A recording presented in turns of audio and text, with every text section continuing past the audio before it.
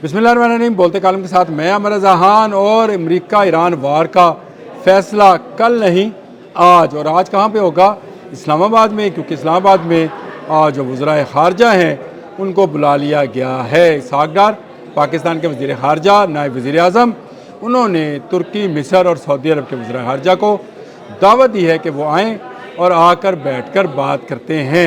अभी तक इसका जो एजेंडा है उसमें ये चीज़ शामिल है कि जो दुनिया भर के अखबारात बता रहे हैं कि पाकिस्तान सालसी का किरदार अदा करना चाहता है ईरान अमेरिका वार के अंदर, उस जंग के अंदर जिसमें अमेरिका को इस वक्त तक शिकस्त का सामना है और ईरान उस पर हावी है। लेकिन पाकिस्तान ये चाहता है कि दोनों तरफ से जो मुतालबात हैं वो बैन बैन यानी बराबर बराबर ही ये मामला ख़त्म हो, आपने हरमुज़ खुले और जो दुनिया का कारोबार रुका पड़ा है वो चल पड़े और दुनिया अमन का गहवारा बन जाए। ये जो कि पाकिस्तान की हमेशा से एक ही कोशिश रही है कि दुनिया में अमन हो, इसलिए पाकिस्तान कभी किसी मुल्क पर हमलावर नहीं हुआ और किसी एक इंच ज़मीन पर भी कोई दूसरा मुल्क ये नहीं कह सकता कि पाकिस्तान काबिज़ है। हाँ, पाकिस्तान ने जवाब दिया भारत को जब उसने मई में पाकिस्तान पर हमला किया। हाँ, पाकिस्तान ने जवाब दिया तालिबान को जब उन्होंने पाकिस्तान में दहशतगर्दी को हवा दी, तो उनके उन अड्डों को, जिन अड्डों पर दहशतगर्दों को तैयार किया जा रहा था और जहाँ पर भारतीय प्रॉक्सी के साथ काम किया जा रहा था, उन अड्डों को ज़रूर तय किया है। और दुनिया इस पर मानती है कि दहशतगर्दी के ख़िलाफ़ जंग में सबसे अहम किरदार हमेशा पाकिस्तान ने ही अदा किया है। आज इतवार के रोज़ जो आएंगे उनमें शहज़ादा फैसल बिन फरहान जो कि सऊदी अरब के वज़ीर ख़ारजा हैं, तुर्की के हाकान फ़ैदान जो हैं वो आ रहे हैं, और मिस्र के अब्दुल आती जो हैं ये वज़ीर ख़ारजा मिस्र हैं, वो आएंगे। और यहाँ यूँ ये चारों वज़राए ख़ारजा बैठ कर होने वाले मुज़ाकरात जो अमेरिका और ईरान के मबैन ही होने हैं, जंग इन दोनों मुल्कों के मबैन है। अब तक अमेरिका ने अपने 15 और ईरान ने अपने 6 मुतालबात पेश कर रखे हैं। आपने हरमुज़ आज भी ईरान के कंट्रोल में है, अमेरिका जो मर्ज़ी कहे, लेकिन आपने हरमुज़ पर ईरान का मुकम्मल कंट्रोल है, जो अब उस पर $20 लाख पर वेसल जो है आयद कर चुका है। और उसका ख्याल है कि अब आपने हरमुज़ से सिर्फ वही जहाज़ गुजरेंगे, या तो उनके दोस्त होंगे या फिर वो जो इत्तेहादी हैं वो $20 लाख देकर जाएंगे। ये वो सूरत हाल है जिस पर ये अहम मीटिंग जो है या अहम इजलास जो है इस्लामाबाद में होना है।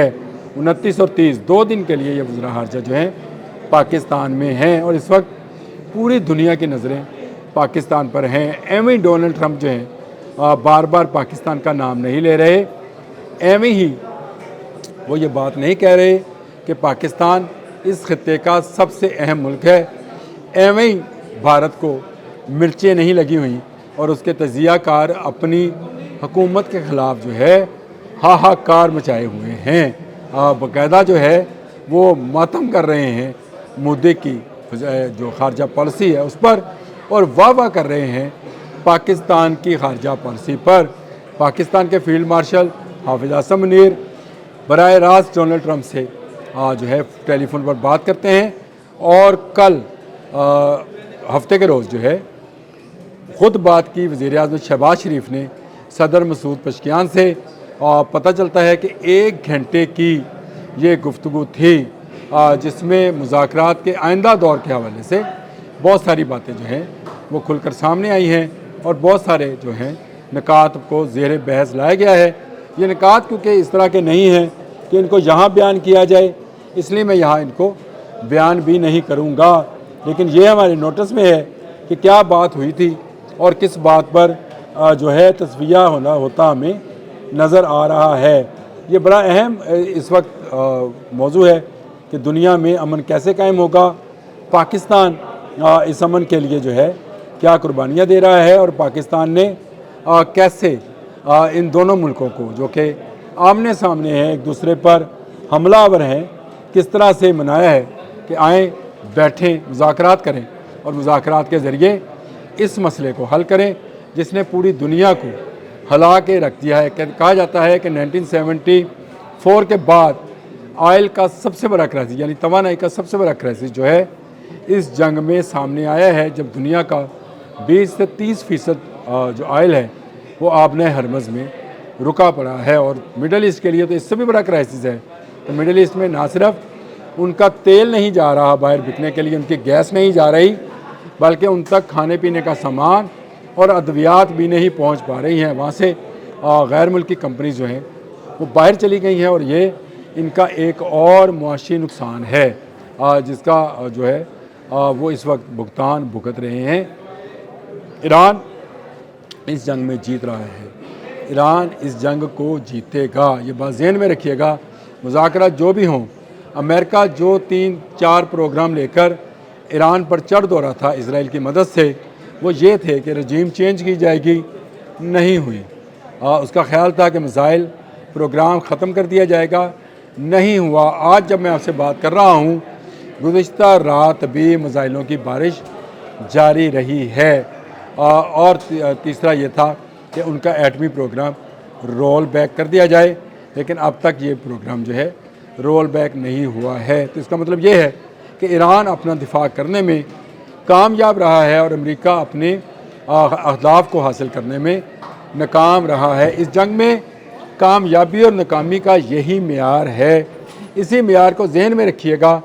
یہ بات جانے دیجیے گا کہ ایران میں کتنے لوگ شہید ہوئے اور اسرائیل اور امریکہ کے کتنے لوگ جو ہیں جنم واصل ہوئے، کیونکہ یہ جنگ ہے، اور جنگ میں کبھی ایک فریق اوپر ہوگا اور کبھی دوسرا، لیکن ایران نے ایک مرتبہ تو مڈل ایسٹ کے اندر سے امریکہ کا صفایا کر دیا ہے۔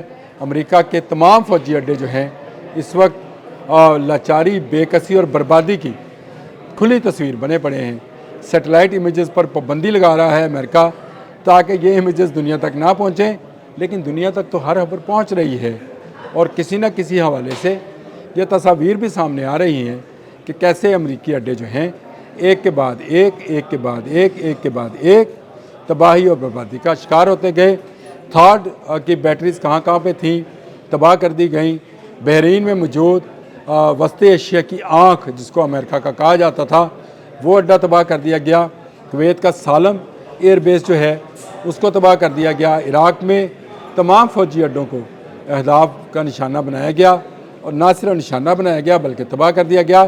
ایک طرف یہ کارروائی جاری تھی، اور دوسری طرف کارروائی یہ ہے کہ اس وقت تک اسرائیل کے بہت سارے شہر جو ہیں وہ بربادی کا نظارہ پیش کر رہے ہیں۔ ایسے حالات میں جب امریکہ اور اسرائیل کو اس جنگ میں شکست ہو رہی ہے، 4 اہم وزرائے خارجہ اسلام آباد میں اکٹھے ہو رہے ہیں۔ یاد کیجئے میری وہ بات میں نے آپ سے کہا تھا کہ حضرت امام باری سرکار یہ کہہ گئے کہ ان کی جو مزار مبارک ہے اس کے قریب جو شہر آباد ہوگا، جس وقت انہوں نے یہ بات کہی تھی اس وقت یہ جنگل تھا، مارگلا کا شہر نہیں تھا۔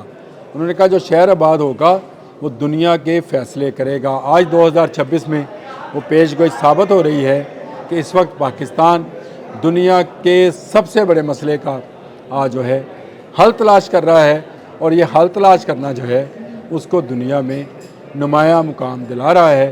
یہ پاکستان کے لوگوں کے لیے خوش نصیبی، خوش بختی ہے، اور پاکستان کو یہ خوش نصیبی اور خوش بختی اس جرت مندی اور جواں مردی کے بدولت ملی ہے جو پاکستانی فوج نے اپنے سے 10 گنا بڑی فوج بھارت کو شکست دے کر حاصل کی ہے۔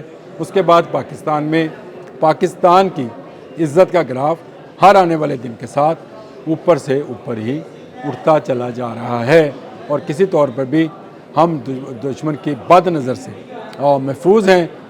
بھارت ہمارے سر پر بیٹھا تھا، آج دبکا بیٹھا ہے۔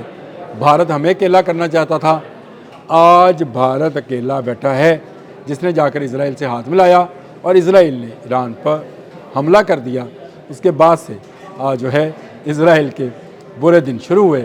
آج اسلام آباد میں رونقیں ہیں، دنیا کے 4 بڑے اسلامی ممالک کے وزرائے خارجہ جو ہیں وہ اکٹھے ہیں اور بات کر رہے ہیں کس پر، دنیا کو درپیش سب سے بڑے مسئلے آبنۂ ہرمز کی بندش اور امریکہ ایران وار کے یعنی جنگ کے خاتمے کے لیے۔ یہ کامیابی نہیں تو اور کیا ہے؟ اجازت دیجیے گا، اللہ حافظ.